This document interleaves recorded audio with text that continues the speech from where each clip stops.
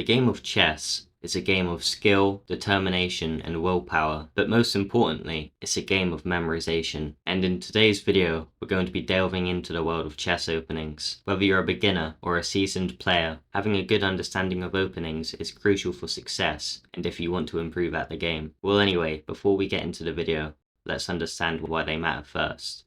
Chess openings are the first few moves in a chess game, and they can be simple, like the example shown here, or very complex and advanced, like this one, and they set the stage for the middle game and end game by establishing your pawn structure, which squares your pieces are on, and your control over the center of the board. Think of openings as the foundation for a house. Without a strong opening, the rest of your game will crumble, especially as you climb the rating ladder. So, why should you study chess openings? Well, here's a few key reasons. The first is, openings allow you to develop your pieces quickly and efficiently, giving you a strong position for the rest of the game, and allowing you to not use as much time on your clock in the first part of the game, especially in those low time control ones, where you could very easily lose on time. Openings are also good to learn, as they allow you to gain control of the center, as controlling the center is crucial for launching successful attacks and defending against your opponents. Openings are also really good, as by knowing openings, they help you avoid common traps and blunders that can cost you the game. And last but not least, understanding openings allows you to build a repertoire for different people you may play, like your friends or people you may play in a tournament, as by learning certain lines, you can throw them off guard and win more games. Anyway, with all that out of the way, let's get into some popular openings I'd recommend you to learn and play. The first opening I'd like to cover is called the Italian game, and is one of my favourites, and is a classic opening that's been played for many years, focusing on quick development and control of the centre. It starts with e4, e5, knight f3, knight c6, and bishop c4. This is an opening I'd strongly recommend, as it's both fun and tactical to play, as it allows you to get your pieces out quickly and castle early, so you can launch an early attack on your opponent.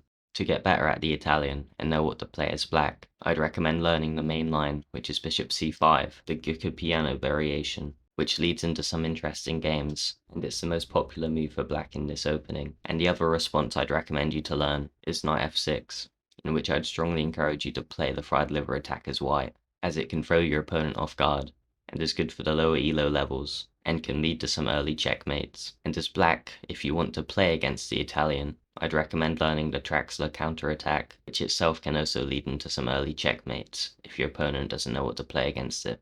And lastly, before we move on, you should have a rough idea of some of the sidelines, like the anti-fried liver or the Russo gambit, but don't put too much emphasis on these, as they aren't the main moves, or if you want to, you can learn them so you can throw your opponent off guard. Now let's move on to the next opening. The second opening I'd recommend you to learn is called the Sicilian defense. The Sicilian defense is a counter-attacking opening used to unbalance the game and create dynamic positions, as it quite often leads into opposite side castling games.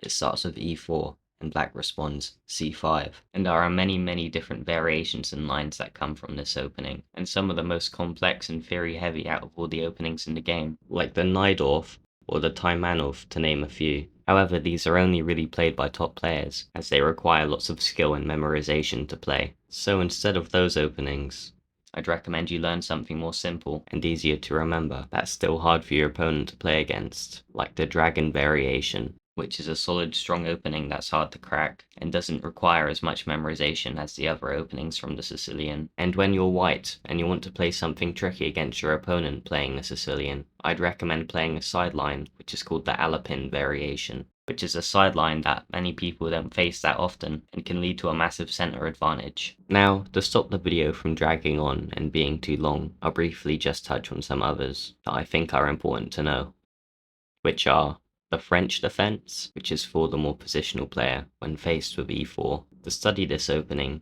I recommend you should learn the advanced variation, the exchange variation, and lastly, the Rubinstein variation. I'd recommend this opening to players who prefer to play more slow, positional chess games, rather than games that are quite fast-paced and full of tactics, like ones that arise from the Sicilian, for example. The next and fourth opening I recommend you should know is quite similar to the aforementioned French defense, and is called the Caro-Kann. It starts with e4 and black responds c6. It's quite similar to the French defense, in which it leads into quite closed positional games. However, I believe it's better and more tactical, as it allows black's light squared bishop to get out more easily, compared to the French where it is closed off by all the pawns. To study this opening, I recommend you should learn the advanced variation, the exchange variation, and the main line, which are all quite similar to the French defense, in which I've already covered. I'd recommend this opening to players who play the French defense, or other boring openings, not naming any names, as it's a very fun opening to play. And just on a side note, if you're someone who plays the London system as white, then the Caro-Kann can be quite good for you, as it leads into quite similar structures as the London does, but for the black pieces instead. And lastly, if you want to learn openings that start with d4, you can, but if I was to cover them as well, and all the other different openings there are, then this video would go on forever.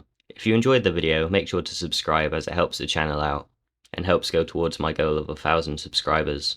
I might start streaming on Twitch soon, so if you want to watch games of a 2000 rated player, then go to my Twitch in the description of this video, and also check out this video here if you want to improve. Thanks for watching.